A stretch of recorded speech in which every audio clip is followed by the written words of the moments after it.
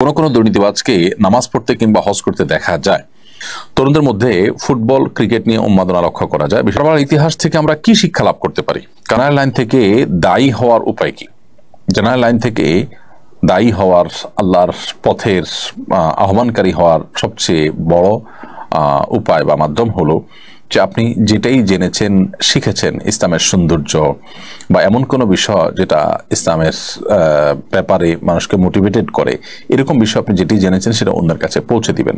কোনো সুসংবাদ জেনেছেন সেটা পৌঁছে দিবেন, কোনো সতর্কীকরণের বিষয় জানতে পেরেছেন সেটা আরেকজনের কাছে পৌঁছে দিবেন। এটি হবে আপনার দাওয়ার মাধ্যম। এর বাইরে আপনার মাসলা মাসাইল বিষয় বা আকীদাগত বিষয় বা ইসলামের সূক্ষ্ম বিষয় যেগুলো আসলে স্কলারদের কাজ বা এই সাবজেক্টের এক্সপার্টদের কাজ, সেটা আমরা সাধারণ ভাইরা করতে যাব না। এক্ষেত্রে মাত্রা জ্ঞানটা অনেকটা গুরুত্বপূর্ণ। আমাদের জেনারেল লাইন থেকে যারা দাওয়াতের কাজে আসেন, অনেকে আছেন যে এখানে এসে তারা মাত্রা জ্ঞান হারিয়ে ফেলেন এবং যেটা তার সাবজেক্ট না সেই সাবজেক্ট তিনি কথা বলেন, যেটা তিনি বলতে পারেন না সেই কথা তিনি বলে ফেলেন। এটা যেন না হয়। আমরা যতটুকু জানবো ততটুকু প্রচার শুরু করব। আর এর বাইরে বেসিক ইসলামের বেসিক বিষয়গুলো আমাদের শেখা দরকার। সেটার জন্য বিভিন্ন কোর্স করা যেতে পারে, বিভিন্ন পুস্তক পড়ে শেষ করা যেতে পারে, যাতে করে ইসলাম সম্পর্কে বেসিক ধারণা আমাদের হয়ে যায়। দাওয়ার মূলনীতিগুলো আমরা শিখে নিয়ে তারপরে দাওয়াতি কাজ আমরা করতে পারি ইনশাআল্লাহ তাআলা। কোনো দুর্নীতিবাজকে নামাজ পড়তে কিংবা হজ করতে দেখা যায়। তাদের দুর্নীতি ধরা পড়ার পর তাদের এই ধরনের ব্যক্তিগত ইবাদতের ছবি ভাইরাল হলে মানুষ তাদের এসব বাহ্যিক ধর্মপ্রচার নিয়ে কটু কথা বলে। বিষয়টি আপনি কিভাবে দেখেন?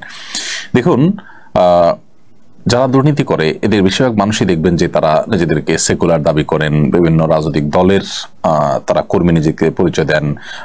দেখা গেল যে রবীন্দ্র সঙ্গীত শিল্পী, তিনি সরকারের জমি দখল করে সঙ্গীত একাডেমি করেছেন, সমালোচনা হয়েছে। তো এই সময়টাতে রবীন্দ্র সঙ্গীত চর্চা নিয়ে তো সমালোচনা হয় না, বা তার দুর্নীতিবাজ ব্যক্তির সেকুলার মন মানসিকতা বা চিন্তাধারা নিয়ে তো সমালোচনা হয় না।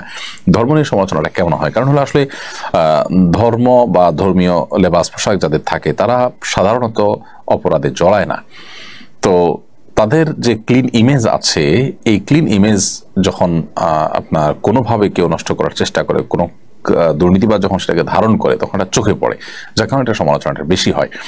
এবং এই সমালোচনাটা যারা করে এর মধ্যে অনেক সেকুলার, অনেক ইসলাম বিদ্বেষীরা আছে। এই চান্সে তারা ইসলামের এক হাত নেওয়ার চেষ্টা করে এবং তারা রীতিমতো দাড়ি টুপিকে, ওই দুর্নীতিবাজদের দাড়ি টুপি দেখে দাড়ি টুপিকে তারা তাদের লেবাস ধারণ করা দেখে এই লেবাসকে তারা দোষারোপ করেন। এটা একেবারেই অজ্ঞানতা সুলভ কাজ।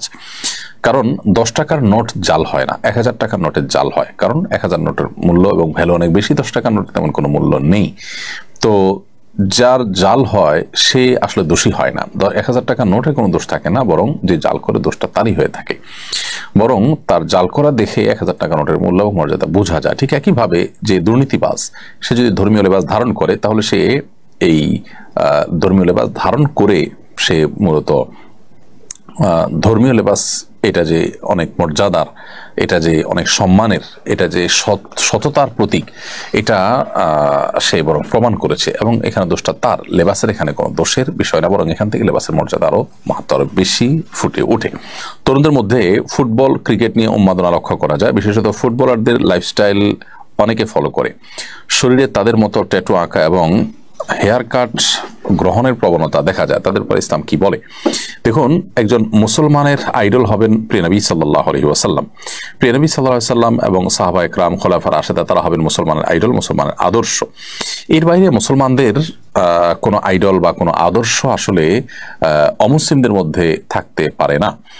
আদর্শিক দেউলিয়াপনার কারণে আমাদের মুসলমানদের মধ্যে একটা শ্রেণী মানুষদেরকে দেখা যায় যে তারা বিভিন্ন ক্রিকেটার, বিভিন্ন ফুটবলার, বিভিন্ন তথাকথিত তারকাদের তারা ভক্ত অনুরক্ত হয় এবং তাদের বিভিন্ন বিষয়ের তারা অনুকরণ করে।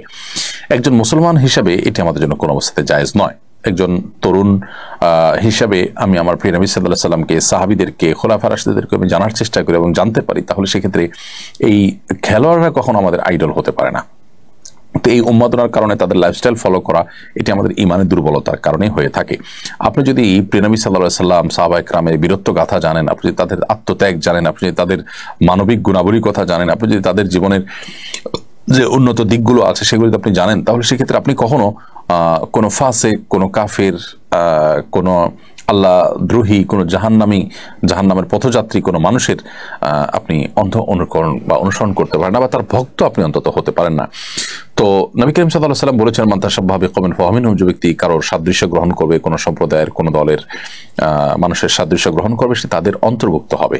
সো আপনি যদি আপনার আচার আচরণে, আপনার চলনে বলনে, আপনার পোশাক আশাকে এবং আপনার হেয়ার কাটিং ইত্যাদিতে এই সমস্ত ফাসিক ফাজেরদের অনুসরণ করেন, তাহলে সেক্ষেত্রে আপনি তাদের অন্তর্ভুক্ত হবেন। কিয়ামতের ময়দানে তাদের অবস্থান কি থাকবে, তারা আল্লাহর প্রতি অবিশ্বাসী হওয়ার কারণ, সেটা বলাই বাহুল্য।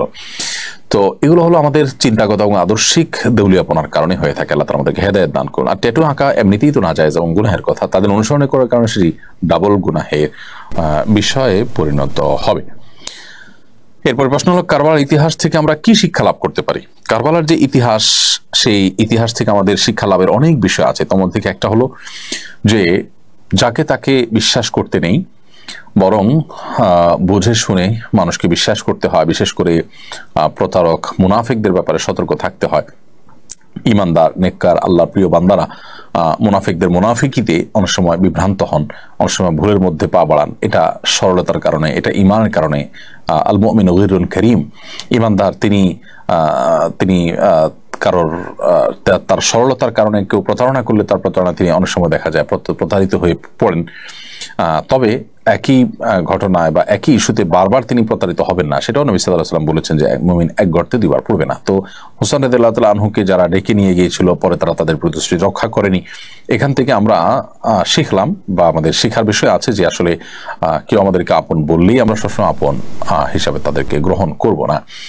আবার সবচেয়ে বড় শিক্ষার বিষয় হলো যে তিনি অন্যায়ের সাথে কোনো আপোষ করেননি। তিনি যদি আপোষ করতেন তাহলে হয়তো তার এই পরিণতি হতো না। তো এখান থেকে জুলুম, অন্যায় এবং অনাচারের বিরুদ্ধে নিজেদের অবস্থানকে সুদৃঢ় এবং শক্ত রাখার শিক্ষাটা হলো কারবালার সবচেয়ে বড় শিক্ষা।